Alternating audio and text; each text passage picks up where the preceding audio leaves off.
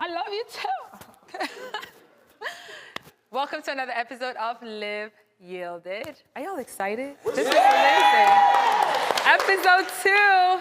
Today is going to be amazing. Get ready because, we're going to go there. I'm just excited. And so if we're ready, let's go on and take a seat.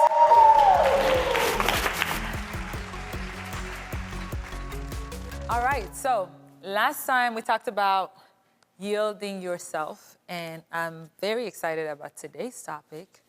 I'm calling this our introductory series as we just walk in this journey of Live Yielded and see where the Lord takes us. But today we're going to talk about yielding to purpose. Yielding to purpose. And so everything that we said last time, yielding yourself, understanding that everything about you is part of what you yield. So you don't yield, I guess, whatever you think you're yielding and then separate that from your family or separate that from your career. All of that is a package. So you basically are the package that has everything. But so that package is totally wrapped in purpose. And the purpose for which God created you, if you remember, we were talking about understanding the value of you, not in a vain way, but truly accepting, first of all, that you are a gift to humanity. You are a gift to the earth. In this time, the century you're born into, all of that is part of God's plan and purpose for your life. And you're really owning that, not being ashamed about it. It's not about pride, but understanding that I have something to give to the world. I have something that only I can give to the world. And so when it comes to purpose, just very amazing things that have always made made a mark on me, even just about us. Singing, for example, right? I'm into music and all that. Do you realize that your voice print is absolutely unique? Nobody in this world will ever have your voice print. So just start with that. Even if you're, identical twin, your voice will never, ever sound identical. Then you have our thumbprints, right? Or fingerprints. Nobody in all of creation will ever have the same fingerprint as you. So all these little things, when you start thinking about them, it's really, your uniqueness is more than us just saying something like to encourage you or make you feel good about yourself. It's true. There literally is only one of you, right? And when we read all these things that people will say, like, stop wasting time trying to be somebody else. They already exist. If you're busy trying to be somebody else, then who's going to be you, right? So you have to own your uniqueness. You have to own that you are different. You have to own that you're here on purpose. But how do you know all of that if you don't know your purpose, right? So purpose.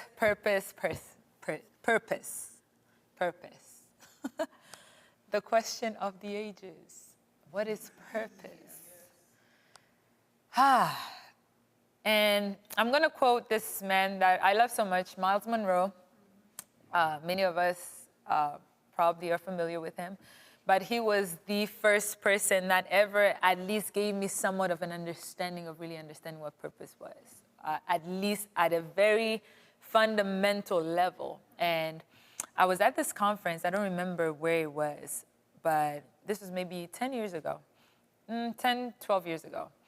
And he talked about when there is an invention, the invention itself, very fundamental. He said the invention itself will not even fully understand its potential because it's the creator of the invention that will know everything that he has put in it. And he was saying it in a way that it's like this iPad, right, that I'm using. There's probably a lot of functions in this iPad that I actually don't even know how to use. That if somebody, the creators of this iPad, were to come and be like, oh, by the way, did you know you could do this, this, and that? It would be like, yo, you can do all of that with this iPad? I don't know because I'm not the creator of it, you know? It's like even your phone, when somebody comes and show you something, oh, you know you could do this with your phone, you're like, oh, really? I didn't know you could do that. Like, it's the same concept. And so when we were talking about yielding ourselves, even in the place that as we walk with God more and more, he's unveiling things in us that are a surprise to us in a way, but to him it's not a surprise. So first of all, understand that as you are growing, one thing that's also equally fascinating, I guess all this stuff is just fascinating. Your spirit is ageless, right? Your spirit is ageless, especially where we have been born from above. Our spirit being one with the Spirit of God, our spirit is ageless. It's our soul that is growing. So even when we talk about maturing and all of that, it's the soul. And it's a thing of your soul knowledge catching up to your spirit knowledge. And so that's why even when God is communicating with us in the spirit, our spirit knows everything about our life. And our soul is trying to catch up to that. And scriptural reference for this is what Jeremiah 29 we were talking about last time. He said, I know the plans I have for you. I already have these plans. Like, I'm not discovering a plan for you. I already know the plan I have for you. And it's a plan to prosper you, to bring you to an expected end. But even before getting to that, in Jeremiah 1, he tells Jeremiah, before I formed you, I already knew you. And I'm the one who ordained you to be who you were called to be for your generation. I ordained you a prophet. And last time, again, we were talking about how in Psalm he said, all the days of your life were written out before yet you were ever formed. So just imagine somebody has written the full book of your life, and you're only on chapter 5. There's all these other chapters that you don't even know what's in them, but the author literally knows everything that's in those chapters. So as you're going from chapter 5 to 6, to you, it may be a surprise, but to God, it's not a surprise. It's like, that was already there. Like, I've already written it. Like, there's nothing new in this. So how do we then translate that when it comes to yielding ourselves, and then now on the next step, yielding our purpose? Yielding to purpose? It's in a place where, and it really begins with that initial surrender of yielding yourself, because once I've accepted, okay, God, in your hand is where I will ever find the true fulfillment of everything I've ever been made to be. And so that already makes you willing to be led. It makes you willing to follow, because you understand, okay, this person will not lead me to a place that I'm incapable of. He will not lead me to a place that I cannot function in. So if God is leading me to this place, the question then becomes, it's like, okay, God, what have you put in me that functions in this place? Because that's where sometimes we find timidity, we find fear, all these things kicking in, because it's a version of ourselves that we know versus the version of ourselves that God is trying to introduce us to. And so there's a version of you that you know, but there's a version of you that God knows. And so now the question always is, or not even the question, but the challenge will be for you to become acquainted with the version of you that God knows.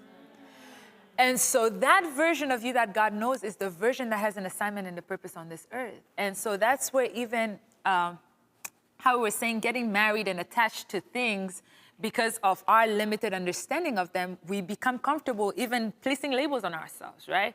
And again, I'll use myself as an example. I am very comfortable, for instance, in the place of leading worship. I'm very comfortable because that's something I've done for so long. And once upon a time, it was new. But after I got into it, I got comfortable with understanding it. God taught me things in there. I was like, okay, I understand this place. So then in a season or in a time when God was like, okay, this is not you anymore, I was just like, no, like, I know how to do this. Like, why would you not want me to do this? Like, I actually know how to do this. And it was like, no, but I need you to do something else that he knows he has also given me ability for, but I don't know that. And so now the willingness to say, okay, God, I'm willing to let go of that person and walk into this place that you're leading me to, which is new to me, but to you it's not new, because you actually know that you've already given me the ability to be able to walk in this place because that's who you know me to be.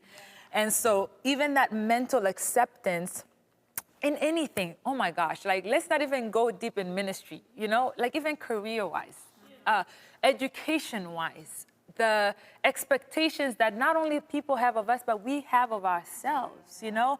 And society has placed this plan and path, even though we're in the 21st century, even though right now we know that there's many other ways that somebody can succeed by discovering your gift and just pursuing that. But we still have this thing in our mind where if somebody doesn't follow the norm, it's like they have to be successful. If they're not successful, it's like, yo, there's this other path. Just go back to the regular path. Like, what are you doing? Just fall back to what we know is supposed to work.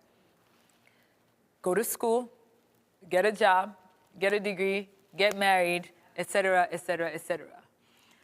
And I don't know, one thing about me, I don't even know where it came from, but I'm so grateful for, I was always so afraid. I think growing up and seeing people experience this, I was so afraid. I said, God, I never want to be 40 years old and then regret that I'm doing something that I'm not supposed to do and have to restart over. And I'm saying this as a teenager. Like, it took me a long time to ever decide my career path. I didn't know what I wanted to do. Like, people asked me, I was like, I really don't know what I want to do. But I knew I did not want to do what I'm not supposed to do because I did not want to be 40 and regret. And I don't know, it was just 40. 40 was the age. I said, I don't want to be 40 years old and then have to restart because I find that I'm doing something that I don't like. Because I'll see it all the time, people that were in what we call successful careers, like whether it was doctors, engineers, lawyers, this is for Africans, you know, the three acceptable careers.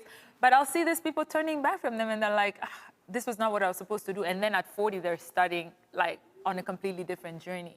And so I just always had this thing in the back of my mind. I'm like, I don't want to do that. Like, I don't want to waste time like that. I want to just know what I'm supposed to do and do it. And I think it was around 16, I discovered architecture. So I love art and I love architecture. Oh, I love math rather. So architecture for me was like, I don't know how I discovered it, but I was like, oh my gosh, that's what I'm going to do. And I was so passionate about it. Fast forward, finish high school, get into college, start my college career. Then it's like halfway through that, God is like, no, this is not what you're supposed to do. I'm like, what do you mean this is not what I'm supposed to do? This is what I really want to do. Like, this is what I'm very passionate about. Like, and I'm very good at this. Like, I always tell people, you know how some people get called out of school and it's like, yeah, I don't want to go to school. No, that's not me. Like, I liked school. I liked to study. Just as a person, I like to learn. So that was where I wanted to be. And so when God starts calling me out of that, I'm like, why? It was a struggle. Oh my gosh. It did not make sense. And what made it harder was my family didn't understand it either. So it's not even like somebody's backing me up. This is literally, will you follow God? You're standing on your own if you follow God because nobody else is supporting your choice right now. But ultimately, after all of that, I was just like, well, God, I will follow you. And it was really hard because then it's like, what are you doing with your life? This is not making sense. That's not what you're supposed to do. You're supposed to have gone to school. You're supposed to do this. You're supposed to do that. And so I had to begin to really say, like, okay, God, like, I want my purpose more than anything else. I want my purpose more than anything else. And God started unveiling things to me about who He had called me to be and the things that I was called to do and all of that. But so even just from that, when we're talking about yielding to purpose, understand that it's not always going to be comfortable. It's not always going to be comfortable. We started talking about Abraham last time. Abraham, come out of your father's house. Come out of everything that is familiar. Come out of what you love. Come out of even what you thought was going to be the path. Had God not come and interrupted Abraham's life at that time, there was an expected path for him to follow. And God is like, I want you to come out of all of that because I have something else that I have for you. You're going to be a nation for me. And sometimes it's like, God, I have to give up what I want to do for what you want to do.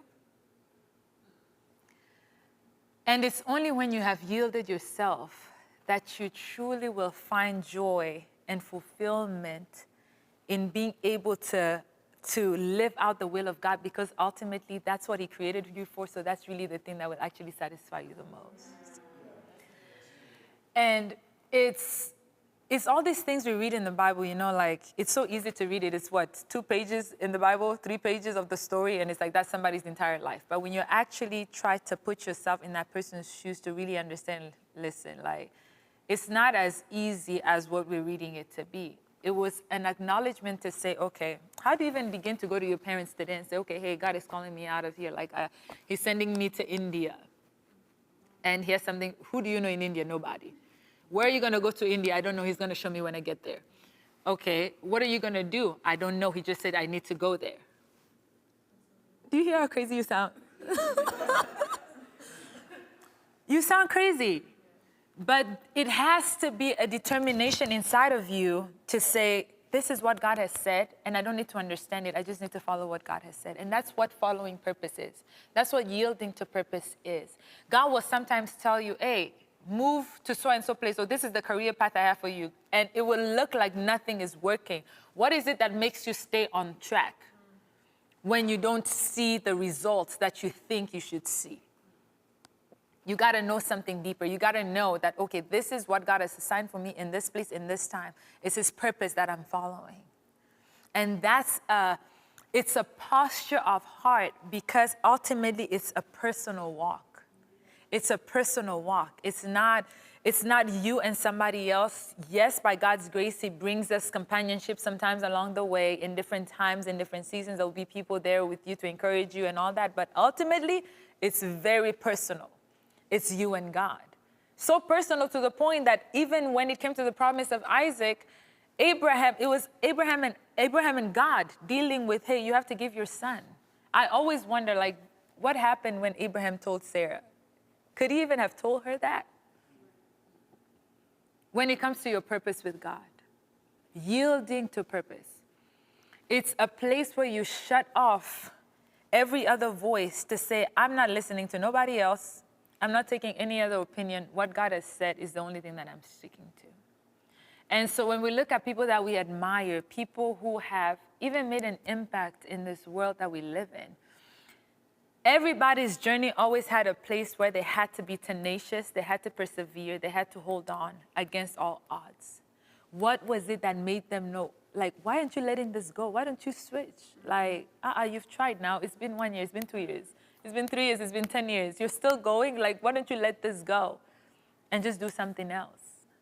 But there was something in them that said, no, this is the purpose. This is what God has said. I'm going to stick to it because one day I know I'm going to see what God has said come to pass.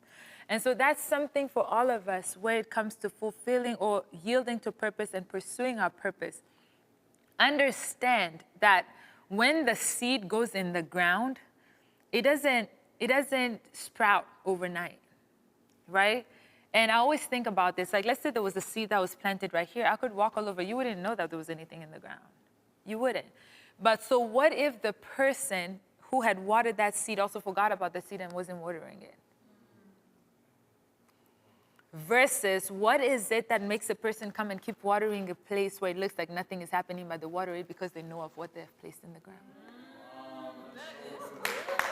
Right? And so I know there's something there, and I keep watering that thing. I keep watering that thing. I keep watering that thing. That's what yielding to purpose is. And a perfect example for me, honestly, sometimes I sit and I look at Papa Lo, and I'm like, you know, on the surface level, because I think sometimes it's very easy to set men of God high on a pedestal, and we should absolutely honor them. But the joy I have is even in how plain he is about his humanity and always pointing us back to say, it's only by the grace of God that I'm doing this thing, so that you never even think of me more highly than you should. And just his honesty and transparency in that, and then in living it out day by day, the willingness to say, I'm always going to be available for the purpose for which God has placed me for, regardless of how I feel. Whether I'm sick or not, whatever has to happen, I am going to be found on task with the thing that God has given me to do. And so even just watching, I don't know about you guys, but I think like it makes you really look at your life and say, man, am I on purpose? Like, God, like, what am I doing? Let me be on purpose. God, what is my purpose? So I can be on purpose because he is on purpose. He is yielded completely to his purpose, whatever the cost. And sometimes he'll say things and it sounds funny, but I'm like, man, he's saying this and it's actually real. Like, nobody can come between him and what God has called him to do. Nobody. Like, you will become an enemy to him before you cause him to ever leave what God has told him to do. But that level of conviction, that level of conviction, it makes you self-reflect. It makes you check your heart. It makes you really check your yieldedness. You know, God, am I really yielded? Am I really yielded? Because it's very easy to say, God, I want your will for my life. God, I surrender. You know all these beautiful prayers we like to pray. God, I want what your heart wants, God. Let my heart beat for what your heart beats for. All these things we say. And that's really what God is looking for. But that's why it's so rare, and that's why these men of God that are fully yielded just stand out, because nobody is willing to pay that price. When God starts saying, hey, bring me your Isaac. No, God, this is the promised child. You gave me Isaac. Why do you want Isaac back? No. But to be able to say, okay, you can have him, whatever you gave to me. And I love what Hebrews says, that Abraham was willing to give him up, knowing that the same God that had given the promise was able to raise him back up if need be. that this promise was from God. So it's cool. You want it back? I'm going to give it to you. But that level of yieldedness, okay, God, where do you want me? What do you want from me? How do you want me to do this? What is the purpose? I'm here on purpose. Okay, cool. Like, let's go for it. And I think once we really can lock in on that, there will be a freedom in our life that we are all craving that we will truly have when we are willing to say, God, I'm going to live your purpose, live out the purpose that you have for my life no matter what. Because then it's like you're living for that audience of one. You know how we say it? Like you're living for the audience of one. Ultimately, the only person you have to please is him. And he is the one who's looking at you and saying, okay, I made this thing to function this way. Like, let me adjust it. Let me make it right. Like, let me make it function to the fullness of how it's supposed to function. And I immediately think of the clay in the potter's hand. And I was sharing with a friend of mine, I think this was last week, and it was so interesting. We were talking about how the grace of God is so real, and we're talking about purpose. You know, just consider us, and this really will show you just how much better than us God is. Like, when you can get to the point to say, I thank God that God is not a man. But just imagine you made something, right? Like, I make clothes. Imagine you designed something, or you wrote, whatever it was, you were doing something that you made, and it wasn't right. It didn't look right, or it didn't work right. What would you do? Yes, you'll try to fix it, you'll try to put it together, but there's sometimes a point where things get like, okay, no point, let me start over, because this thing is not working.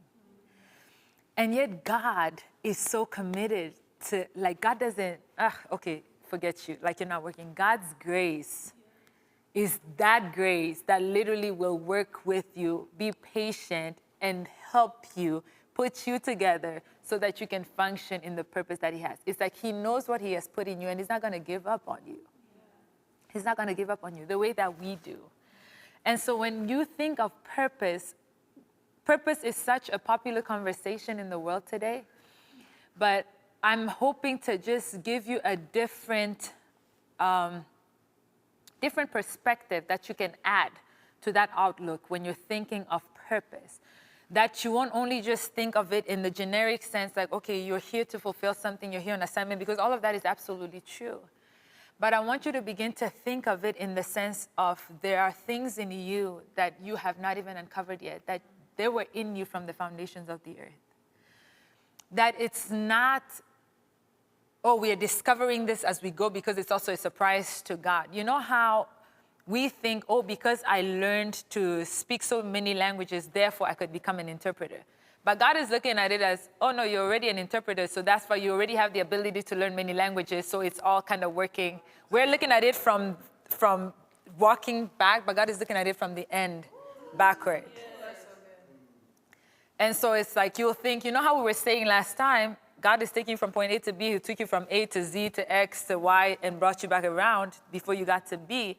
So you're thinking, oh, I went all around these places for me to learn all these things that are going to help me to be.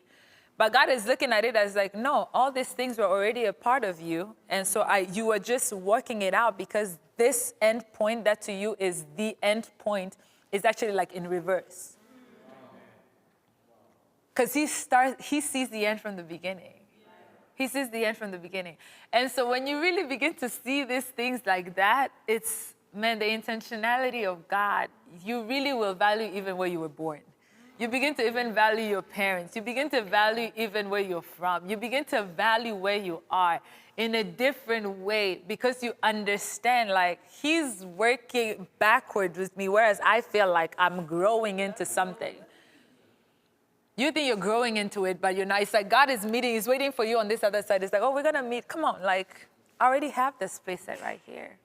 And this is where purpose becomes so key, like pursue purpose above all things, because this world will try to give us accolades and achievements and rewards that would make us feel good. And really, you have to be so careful because many times it's the satisfaction of our flesh that we don't even realize. Because that success is only appealing to the soul. It's not appealing to your spirit. It's something to make your soul feel like, man, yeah, I have value, like I'm doing something with my life. Why? Why are you not doing something with your life when you're walking in the purpose of God? Because to the standard of men, you don't feel like that's something that you can really say, right? But when you begin to understand that, God, your purpose is bringing something to fruition and to fulfillment that already was. It's like I'm catching up to it. Then you begin to understand that there's really places in your life that you cannot walk into because they don't respond to this version of you. They respond to that other version of you. And so you have to grow into that person. And what we say grow into is really embrace that person. That's where this mindset thing is very important that we started with talking about in Romans 12, verse 2, and how the NLT really breaks it down. It says, don't conform to how these people think and the patterns of this world. Because King James says, be not conformed to this world. That word, like if you look at it, it's saying it's the eon. It's like the era, like the norm of the time. Don't be conformed to that pattern. Like bring in a different type of mindset. And so that mindset already exists. That mindset is already there. It's just for you to now adopt it and embrace it. And that's why it sounds so simple. It says, follow the Spirit and you're not going to fulfill the lusts of the flesh. Like it almost sounds so elementary. It's like, hey, if you do this, this is what you're going to get. It's in the practice of it that you find out really obeying God is actually not that hard. Honestly, it's all the other things that the soul suggests to us that becomes the block. It's all the other things that come to sound like, oh, is this really possible, that make it hard? But really, it's as easy as a choice. It's as easy as a choice. Literally, will you do it or will you not? And so when you have to yield to purpose, that's where you find yourself, to say like, God, I am willing to be who you made me to be. I don't care what nobody else is going to think about it. I don't care whether or not they agree, because at the end of the day, ultimately, you're the one that I have to give account to. Like, it's like you created the iPad, and you're going to look at it and say, okay, did this iPad function to the fullest that it was supposed to function? Or was it broken? Like, was something messed up with it? Like, was there a malfunction in this thing that I created? He is the one who gets to judge that, not nobody else. They didn't make you. So people are labeling us. Some people are calling you malfunctioned, and God is not calling you malfunction. And so you're scared of being labeled that, when to God is like, hey, you're right in the place where I've called you to be. You're right in the purpose that I've called you to be. So then when I look back at myself, in those times when I was resting, I was like, but I want to be in school. And I think somebody asked that question last week, and we were talking about vision, seeing the vision for you. That's where it started. I had to ask God, who am I? Who am I? Because society is telling me I need to be in college right now. Society is telling me I need to be doing so and so right now. Society is telling me, like, this is not, I'm hearing all this, like, who do you say that I am? And as I began to walk in that, man, there's a confidence that I had in God that I don't care where you make me stand. Like, I don't feel like I'm less than anybody because I am right where God called me to be. But it took time, but yet I understood it was just a choice. I was like, why was I wrestling with this so long? Why was I wrestling with this so long? Because some of us, we get intimidated. You stand in the midst of other people, you feel like, dang, I'm not on the level of these other people. Like, they have all this, they have all that, they're doing this, they're doing that. Like, I can't stand in the same space as them. Why? Like, if you're standing in the purpose that God has, you better stand tall in the purpose that He has called you to be. Stop trying to be who you're not. Stop trying to do what other people are doing if it's not what you're meant to do. Walk in your purpose. Yield to your purpose. And when you're willing to yield to purpose, then you're also willing to yield to the method and the path that God is using to take you there, even when it doesn't look like the path that somebody else is taking.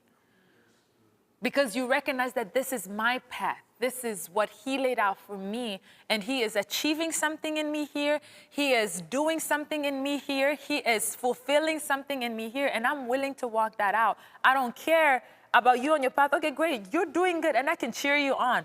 Awesome. Let's go. Keep going. But I'm paying attention to this right here, because this is what He's laid out for me. Yes. That's what yielding to purpose is. Yield to your purpose, whether it's in your career, whether it's in your call in life, whatever it is that God is unveiling to you. Be willing to say, God, your method, however you unveil it, whatever you have, because literally you have capacitated me for wherever it is that you want to position me. Accept it. That's it. It's as easy as accepting it. Accept yourself the way God made you, not the way somebody else made you. And that's really the relearning, right? That's the relearning. The Jeremiah, before I formed you, I knew you. So now I'm having to relearn who you knew.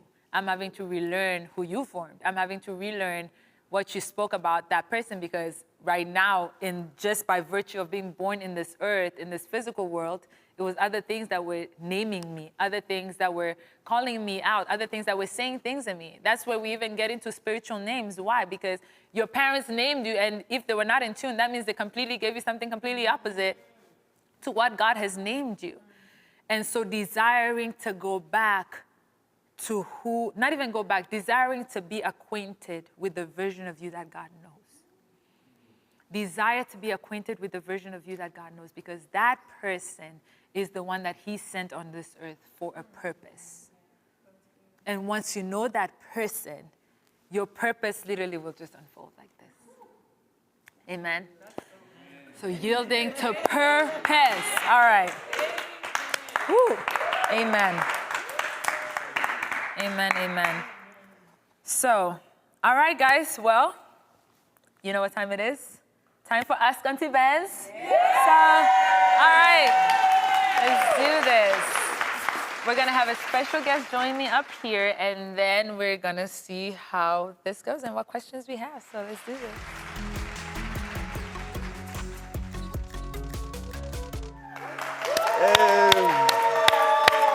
All right.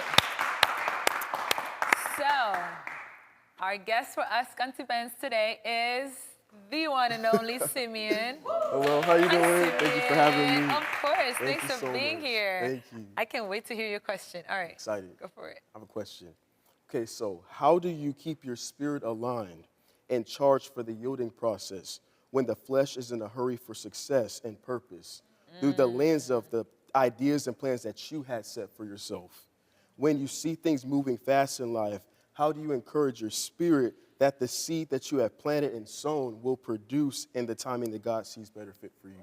Wow. Exactly. I was about to say. First of all, that sounded like a spoken word. Okay.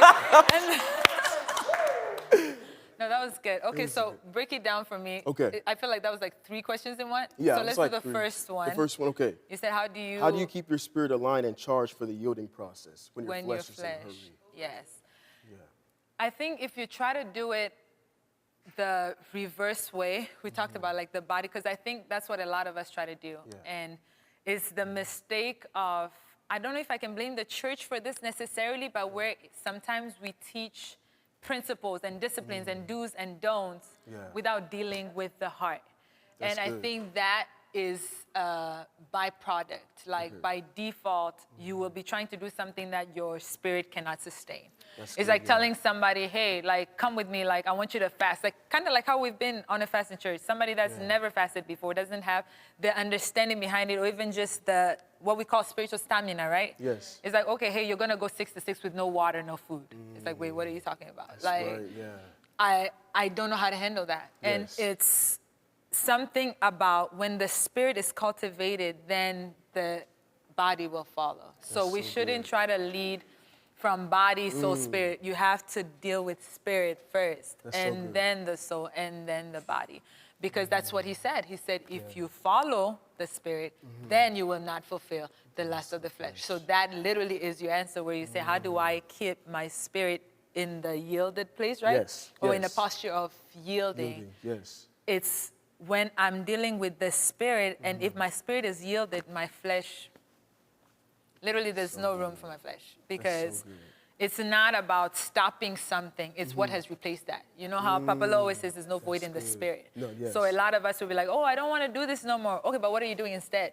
Wow, that's so right? good. Yes. It's like, what has replaced that? So if your spirit is cultivated in a certain place, that's where sin falls off. That's true. You won't even know, oh, I used to think this, but I don't even think this, but when did it stop? You don't know. You don't even know. Because it happened in the spirit, and then your body just followed, and your soul, and then your body just followed. So I used to want to, I don't know, go out, whatever it was that you were struggling with. But as you began to invest in the spirit and follow the spirit, you will look back and be like, oh my gosh, wait a minute. I used to think this way. Oh, I used to talk like this. Oh, That's true. it just, you don't even know when it fell off. It fell off because you were just so true. busy following the Spirit. That's so good. So, Thank okay, you. your next part of Yes. this. That was so good. Thank you so much. Next question was, when you see things moving fast in life, how do you encourage your spirit that the seed that you have planted and sown will produce in the timing that God sees better fit for you? I guess, is that a That was- comparison that like you was- see? mhm, Yeah. I'm sorry. So if I see things moving fast as far as other people, like waiting for results, Yeah. is that what you mean? Yes. When you see other people moving in their purpose and in the thing that they have for them, how do you encourage your spirit? Like, okay, God, I'm trusting your timing. Yeah. But when I'm in the industry that I'm in, how do I encourage my spirit? Like, wait for his timing because it's better. And it's also an excellence thing, I think. I don't know what man of God said this, but I've also used that for myself, where he said, whether it was a crowd of millions or I was preaching to the 10, I was as excellent to the 10 as I was to the millions. And so I think there's something that God does when he's taking time to cultivate certain disciplines in us. Sometimes we're distracted by whether it's the crowd or whatever definition of success we have, Yes. versus taking account of what he's doing in me that will sustain where he's taking me. And so don't lose sight of the vision, because the seed is in the ground. The Bible literally says the mustard seed is the smallest, but it grows to be the biggest one, that all the birds are coming to get shade and rest in it, but it was the smallest one. And so keep sight of your vision, be inspired, see other people, rejoice and celebrate them, knowing also that whatever God has for you and what he's doing in you is also going to manifest and come to pass. So you have to stay encouraged in the vision that God has for you. Like, don't allow the success of other people to distract you from your own journey. That's so And good. I think spiritual maturity should tell us that in the times that God has kept us, what we like to say, God is hiding you. Yes. It's like the seed in the ground. It's being watered. Roots are going deep. So just because I'm not seeing something on the surface doesn't mean something is not happening beneath the surface, That's so right? good, yes. So there's something that is cultivating inside. And the depth of the roots is going to determine the height of that tree. So don't be distracted just because you don't see results up here, Yes, that you don't pay yes. attention to what's supposed to be happening internally. That Yeah. makes sense. That's so good. Amen. That's Is that all of it? amazing. I had one more. Is that Okay, all go right? ahead. Can you just, for the last recap, when you said, because I loved it, when you said success is appealing to the soul, can you just touch on that last part? What did that mean? Like, that was Success so is appealing to the soul. Like, a lot of things we want to say, oh man, I achieved this, I Yes. achieved that, I did this, I did that. Is it for the glory of God? You know? Yes. Because if it's really for the glory of God, you will be so happy for the one soul that gives their That's life so to good. Christ. Because Yes. that's what the angels do. The Bible says they literally throw a party when one soul gives their life to the Lord. Yes. And so our perspective of success is, what is it that you're looking for? Because can I celebrate in the little that God does while, or even just the same, can I celebrate as much, let me say, can I celebrate as much in the little that God does as I would in the much that he does? Yes. Right? So Am I good. as grateful for the provision in the little as I would be for the provision in the much? Right. Yes. Am I as thankful here as I will be there? Like, what's the difference? What does it matter? If it's all for the glory of God, then the setting doesn't matter. God is glorified. That's all I care about. Yes. So be careful that you're not looking for what will make you feel like to say, oh man, I did that. Yes. That was Yes. good. That's so good. Yes. Versus, man, God got the glory. Yes. Yes. God is glorified. I love Yeah. that. Amen. Amen. Thank you All so right. much. I hope I helped. You All helped right, me so guys, much. Simeon. Thank you so much.